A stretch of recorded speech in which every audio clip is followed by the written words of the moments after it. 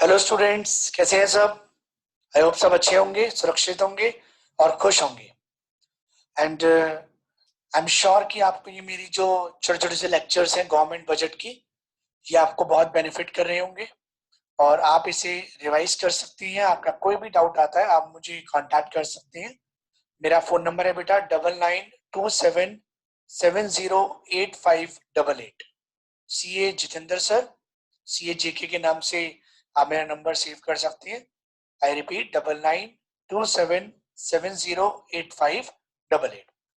अभी last class में मैंने आपको रेवेन्यू रिसीट्स और कैपिटल रिसीट्स कंप्लीट करा था। Now in this lecture we are going to discuss a very small topic which is related to our previous topics, which is known as revenue expenditure and capital expenditure. फटाफट मैं आपको एक बारी वो बताता हूँ जो हम पढ़ रहे थे, सो दैट कि आपको कोरिलेट करने में इजी हो जाए। मैंने आपको बताया था हमारे पास चार तरीके की रिसीट्स, एक तो रेवेन्यू रिसीट्स होती है और एक होती है कैपिटल रिसीट्स। बेटा रेवेन्यू रिसीट्स क्या होती है, जरा एक बार बताओगे मुझे। सर रेवेन्यू रिसीट्स वो होती है जो एसेट्स को डिक्रीज नहीं करती, लायबिलिटी को इंक्रीज नहीं करती, नहीं करती। बेटा इसके बाद कौन कौन से वर्ड यूज होते हैं? सर नीदर और नॉर, ये तो आपने हमें पढ़ा दिया था, बिल्कुल सही बात बेटा। फिर मैंने आपको कैपिटल रिसीट पढ़ाई थी, क्या होता है बेटा? बिल्कुल यही चीज लिखनी थी, बस नीदर और नॉर नहीं आएगा, इधर और आ जाएगा। एसेट को डिक्रीज करती है, लायबिलिटी को इंक्रीज करती है। तो जिसकी वजह से मेरी एसेट डिक्रीज हो जाए या लायबिलिटी इंक्रीज हो जाए, वो मेरी क्या कहलाएगी बेटा? कैपिटल रिसीट कहलाएगी। इसके साथ हम क्या वर्ड यूज करते हैं बेटा? इधर और। याद आ गया? हाँ जी सर, सब याद आ गया। अभी बिल्कुल इसी तरीके से अब आज हमें पढ़ना है रेवेन्यू रिसीट्स, कैपिटल रिसीट्स। हमें पढ़ना है एक तो रेवेन्यू एक्सपेंडिचर बेटा, आज ही खत्म हो जाएगा, छोटा सा टॉपिक है। और एक पढ़ना है बेटा कैपिटल एक्सपेंडिचर, राइट। एक हमें पढ़ना है रेवेन्यू एक्सपेंडिचर और एक क्या पढ़ना है? Capital expenditure. अगर मैं बात करूं रेवेन्यू एक्सपेंडिचर की, बहुत सिंपल है बेटा, रटने की जरूरत नहीं है। हमने कुछ पहले याद करा था, याद करा था। हाँ जी सर, बेटा यही लिखना है। मतलब सर बेटा यही लिखना है, सिर्फ ये एरोस चेंज हो जाएंगे कि एसेट्स को इंक्रीज, डिक्रीज की जगह क्या हो जाएगा बेटा? एसेट्स को इंक्रीज नहीं करता और लायबिलिटी को डिक्रीज नहीं करता। और वर्ड क्या यूज होगा बेटा? नीदर। वर्ड यूज होगा इसके साथ नीदर और नॉर, राइट। और कैपिटल एक्सपेंडिचर क्या होगा बेटा? बिल्कुल यही चीज कॉपी कर दो बेटा, जो लिखा है बिल्कुल यही चीज। एसेट्स को इंक्रीज, बस नीदर की जगह क्या आ जाएगा बेटा? इधर। ऐसी चीज जो या तो एसेट्स को इंक्रीज करेगी या फिर मेरी लायबिलिटी को डिक्रीज करेगी। क्या वर्ड होगा बेटा ये? इधर और,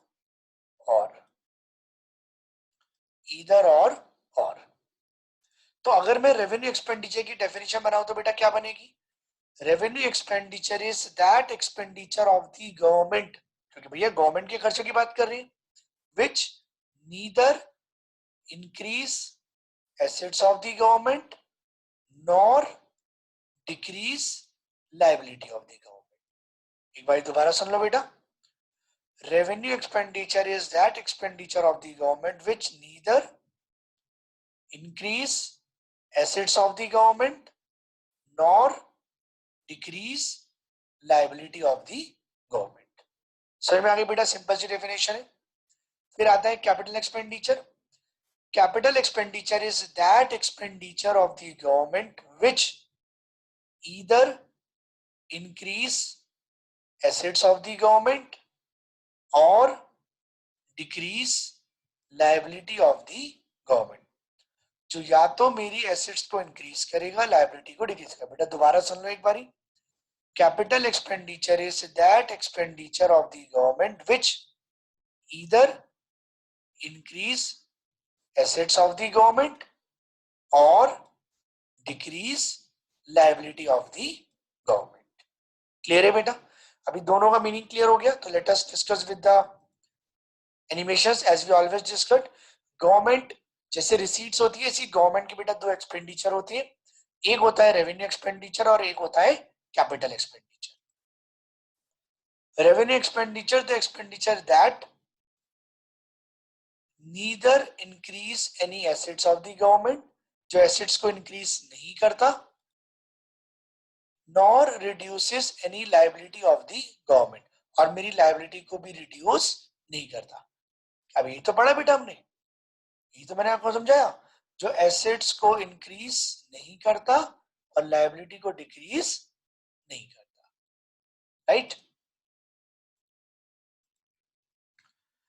कैसे नेचर का होता है बेटा ये? रेकरिंग नेचर का। जैसे रेवेन्यू एक्सपेंडिचर रेकरिंग नेचर का होता है बार बार, ऐसे ही ये हमारे कैसे नेचर का होता है बेटा? रेकरिंग नेचर का होता है। Sir any example? बिल्कुल बेटा, लेट्स सी द एग्जांपल्स। आपने कोई इंटरेस्ट की पेमेंट करी, that you will do on the regular basis, मतलब गवर्नमेंट ने कोई इंटरेस्ट की पेमेंट करी। गवर्नमेंट ने जो सब्सिडीज दी, गवर्नमेंट रेगुलर बेस पर सब्सिडीज देती है। सर सब्सिडीज क्या होती है बेटा? सब्सिडीज का मतलब होता है जो गवर्नमेंट हमें बेनिफिट्स देती है, किसको? पब्लिक को। जैसे आपको पता होगा, आपके घर पे एलपीजी सिलेंडर आता होगा, उस सिलेंडर पे आपको सब्सिडी मिलती होगी। पूछेगा अपने पेरेंट्स से कि सब्सिडीज वो होती है जब गवर्नमेंट कोई बेनिफिट इधर इन कैश और इन काइंड ट्रांसफर करती है आप लोगों को। Education and health services, rural development कर रहे हैं, रेगुलर बेस पर एक्सपेंडिचर हो रहा है, payment of salaries etcetera. These are some examples of revenue expenditure. तो जब आप इसकी एक्सरसाइज अटेम्प्ट करेंगे अपने घर पे, तो ऑटोमेटिकली आपको पता लग जाएगा कि भाई रेवेन्यू एक्सपेंडिचर क्या होता है। अभी शॉर्ट में याद कराने के लिए एक ट्रिक और भी होती है बेटा। आप प्रॉफिट एंड लॉस अकाउंट बनाते हो, प्रॉफिट एंड लॉस अकाउंट के जितने भी डेबिट साइड पे आपकी एक्सपेंडिचर आ रही है, वो रेकरिंग नेचर के खर्चे होते हैं, और उन्हीं को मैं रेवेन्यू एक्सपेंडिचर में कैटेगराइज भी कर सकता हूँ। ठीक है, तो आप ऐसे भी याद रख सकते हैं, जैसे सैलरीज वगैरह ये आप रेगुलर बेस पर देते हो, तो this will be known as regular revenue expenditure. एक मोस्ट इंपॉर्टेंट है बेटा, grants to state and union territories. Grants का मतलब होता है कि हेल्प करना। जब गिफ्ट्स एंड ग्रांट्स मिलते हैं, तो गिफ्ट्स एंड ग्रांट्स क्या होते हैं? हमारे रेवेन्यू कैटेगरी में आते हैं, क्योंकि वो रेवेन्यू कैटेगरी में हम डिफाइन करके चलते हैं, क्योंकि लॉन्ग टर्म नेचर नहीं होते बेटा, शॉर्ट टर्म नेचर के होते हैं। सबसे पहली बात, ग्रांट्स का मतलब होता है बेटा, जैसे अभी आपको पता होगा कोरोना वायरस की वजह से प्राइम मिनिस्टर रिलीफ फंड खुला हुआ है, केयर फंड, तो वहां पर लोग क्या सब कर रहे हैं? ग्रांट्स दे रहे हैं, गिफ्ट्स एंड ग्रांट्स। तो वो जो गिफ्ट्स एंड ग्रांट्स मिल रहे हैं गवर्नमेंट को, वो गवर्नमेंट का रेवेन्यू रिसीट्स, या फिर गवर्नमेंट उसकी बेस पर जो खर्चा कर रही है, that will be known as revenue expenditure. तो grants to state and union territory, तो स्टेट गवर्नमेंट और यूनियन टेरिटरीज को ये ग्रांट्स मिलते हैं। तो स्टेट गवर्नमेंट और यूनियन टेरिटरीज को ये जो ग्रांट्स मिले हैं, ये हमारा रेवेन्यू एक्सपेंडिचर में आएगा, कैपिटल एक्सपेंडिचर में नहीं आएगा। याद रखिएगा बेटा। अभी कैपिटल एक्सपेंडिचर क्या होता है? The expenditure that either increase any assets of the government, या तो एसेट्स को इंक्रीज करेगा, और reduces any liability of the government. ये तो पढ़ाया था बेटा मैंने भी आपको, जो एसेट्स को इंक्रीज करेगा हीरा, या फिर लायबिलिटी को डिक्रीज करेगा। कोई भी ऐसी चीज जो मेरी एसेट्स को इंक्रीज करेगी या लायबिलिटी को डिक्रीज करेगी, दोनों में से बेटा एक ही कंडीशन सेटिस्फाई करनी है, और है यहाँ पर इधर और you have to satisfy only one condition. तो जो मेरी एसेट्स को इंक्रीज करेगा या लायबिलिटी को डिक्रीज करेगा, वो क्या कहलाएगा बेटा? कैपिटल एक्सपेंडिचर कहलाएगा, राइट? तो डेफिनेशन हमने यहीं से पिक करी कि which either increase any asset of the government, या तो वो एसेट्स को इंक्रीज कर रहा है, और reduces any liability of the government, या फिर लायबिलिटी को क्या कर रहा है बेटा? रिड्यूस कर रहा है। कैसे नेचर का होगा बेटा ये? Non recurring in nature, it would be of non recurring nature, ये नॉन रेकरिंग नेचर का होगा। कैपिटल एक्सपेंडिचर के सर एनी एग्जांपल्स? बिल्कुल बेटा, कैपिटल एक्सपेंडिचर बेटा लॉन्ग टर्म नेचर का खर्च है। जैसे आपने लोन लिया, लोन की रिपेमेंट कर रहे हो, loans and advances to state government and union territories, this is the difference। अगर लिखा हुआ है loans and advances, तो कैपिटल एक्सपेंडिचर। अभी इससे पहले मैंने पढ़ाया grants to state government and union territories, वो रेवेन्यू एक्सपेंडिचर, वो शॉर्ट टर्म नेचर का है। तो वो रेवेन्यू में कैटेगराइज होगा। ये लॉन्ग टर्म नेचर का है तो ये कैपिटल एक्सपेंडिचर में कैटेगराइज होगा। रिपेमेंट ऑफ लोन की वजह से बेटा मेरी लायबिलिटी का लेवल क्या हो जाएगा, कम हो जाएगा। Loans and advances to state government and union territories, कोई फिक्स एसेट्स मैंने परचेज करी, मेरी एसेट्स इंक्रीज हो जाएगी। मैंने लोन्स एंड एडवांस दिया स्टेट गवर्नमेंट को, मेरी एसेट्स का लेवल बढ़ जाएगा। सर ऐसे कैसे बढ़ जाएगा लोन्स एंड एडवांसेस? बेटा मैं अगर आपको कुछ लोन देता हूं तो बताओ मेरी एसेट्स बढ़ी या कम हुई? क्योंकि जब मैं आपको लोन दूंगा तो उस लोन पे आप मुझे इंटरेस्ट पे करोगे और वो मेरी इनकम होगी, तो मेरी एसेट्स का लेवल बढ़ गया। सेम लाइक दैट, जब सेंट्रल गवर्नमेंट स्टेट गवर्नमेंट को और यूनियन टेरिटरीज को लोन्स एंड एडवांसेस देती है तो लोन्स एंड एडवांसेस की वजह से उनका क्या होता है, एसेट्स का लेवल बढ़ जाता है, क्योंकि उन्हें इंटरेस्ट की इनकम यहां से क्या होगी बेटा, जनरेट होगी। उसके बाद लोन्स टू फॉरेन गवर्नमेंट, अगर आप फॉरेन गवर्नमेंट को कोई लोन देते हो तो भी आपकी क्या होगा, एसेट्स का लेवल बढ़ेगा, क्योंकि आपके पास इंटरेस्ट की इनकम वहां से जनरेट होगी। तो हमें बेटा ये चेक करना होता है कि इसकी वजह से मेरी एसेट्स इंक्रीज हो रही है या लायबिलिटी डिक्रीज हो रही है। क्लियर है बेटा? ओके, एक छोटा सा difference, then we will finish up with this topic.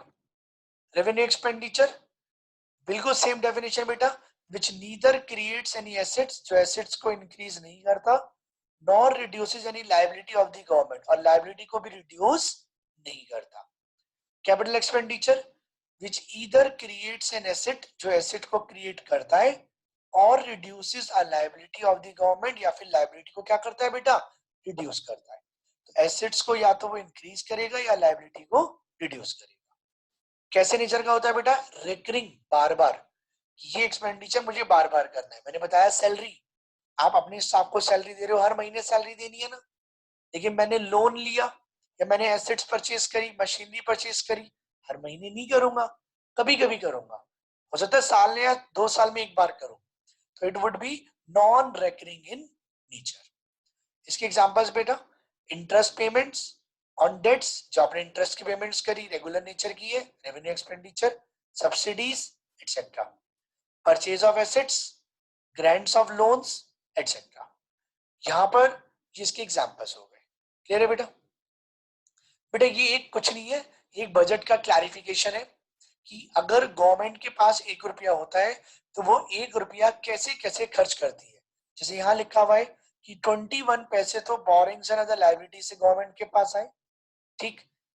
उसके बाद कॉर्पोरेशन टैक्स से इतना पैसा आया 19 पैसा, इनकम टैक्स से 14 पैसा आया, कस्टम से 9 पैसा आया, एक्साइज ड्यूटी से 12 पैसा आया, सर्विस टैक्स से 9 पैसा आया, नॉन टैक्सेबल रेवेन्यू जो मैं पढ़ा चुका हूँ 13 पैसा, नॉन डेट कैपिटल रिसीट से बेटा सब पढ़ा चुका हूँ 3 पैसा। ये सब एक बजट के अकॉर्डिंग गवर्नमेंट ने एनालिसिस दिया था, that I have shared with you, कि 15, 16, 17 के बजट में गवर्नमेंट ने बताया था किस तरीके से गवर्नमेंट के पास जब 1 रुपया आता है तो वो कहाँ कहाँ से आता है। सर ये नहीं बताया पैसा खर्च कहाँ होता है?